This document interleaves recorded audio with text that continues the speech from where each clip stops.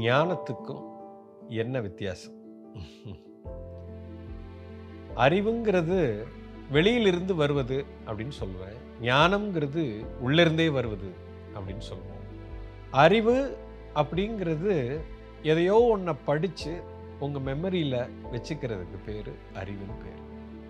ஞானம்ங்கிறது ஒரு புரிதல் ஏற்படும், உள்ளிருந்து வரும்.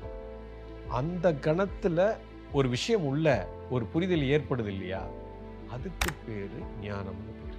இந்த கணத்துல எனக்கு கிடைச்ச இந்த விஷயம் அடுத்த கணத்துல அது அறிவா போய் உட்காரும். அப்ப அடுத்த கணத்துல எனக்கு ஞானம் இல்லைன்னு அர்த்தம். அடுத்த கணத்துல நான் அதே விஷயத்தை மறுபடியும் பரிசோதனை பண்ணி அப்ளை பண்ணேன் அப்படின்னா அந்த அடுத்த கணத்துல எனக்கு ஒரு விஷயம் கிடைக்கும், அதுதான் ஞானம். இது போல ஒவ்வொரு கணமும் அந்த அப்ளை பண்ற அந்த தருணத்தில் எனக்குள்ளே இருந்து ஒன்று வரும். அது ஒவ்வொரு கணத்தில் மாறிக்கொண்டே இருக்கும்.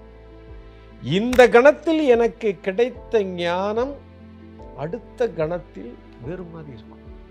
உதாரணத்துக்கு அன்பா இருக்கணும் அப்படின்னு நம்ம சொல்றோம். அன்பா இருக்கிறது அப்படின்னா நான் இன்னொருத்தருக்கு நான் ஏதாவது கொடுக்க முடியுமா அப்படிங்கிறது அன்பு. அவர்கிட்ட இருந்து நான் எதையோ ஒன்று எடுக்கலாமா அப்படிங்கிறது அன்பு கிடையாது அப்படின்னு சொல்கிறோம். இப்போ நிறைய பேர்கிட்ட கேட்டிங்கன்னா ஆமாங்க கொடுக்குற தன்மை அதுக்கு பேர் தான் அன்புன்னு சொல்கிறோம். இப்போ இது வெறும் அறிவாக இருக்கிறது. இந்த கணத்தில் இப்போ நான் கொடுக்குற தன்மையில் நான் இருக்கிறேனா, அப்படி அந்த தன்மையில் நான் இந்த கணத்தில் இருக்கும் பொழுது எனக்குள்ள ஒரு உணர்வு ஏற்படும். இதுதாங்க ஞானம்னு பேர்.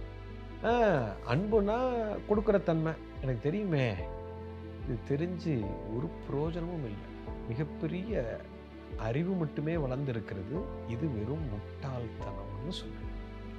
எப்போ உனக்குள்ள இதுக்கும் அறிவுக்கும் சம்பந்தமே கிடையாது. நீங்க அறிவை வச்சு ஒண்ணுமே பண்ண முடியாது. எனக்கு தெரியும் தெரியும் தெரியும்னு நீங்க சொல்றது எல்லாமே அறிவு.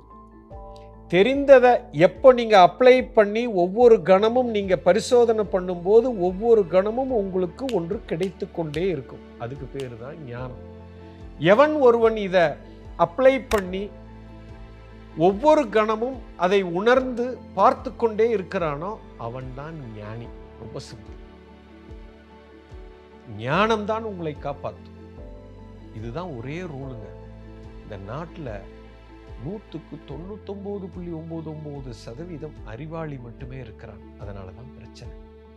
அறிவுங்கிறது ஸ்டாட்டிக், ஞானம்ங்கிறது டைனமிக். ஒவ்வொரு கணமும் மாறிக்கொண்டே இருக்கும். நான் கற்றதை அப்ளை பண்ணணும். அப்படி அப்ளை பண்ணா அவனுக்கு ஞானம் கிடைக்கும். ஞானம் கிடைத்தவன் புத்திசாலி.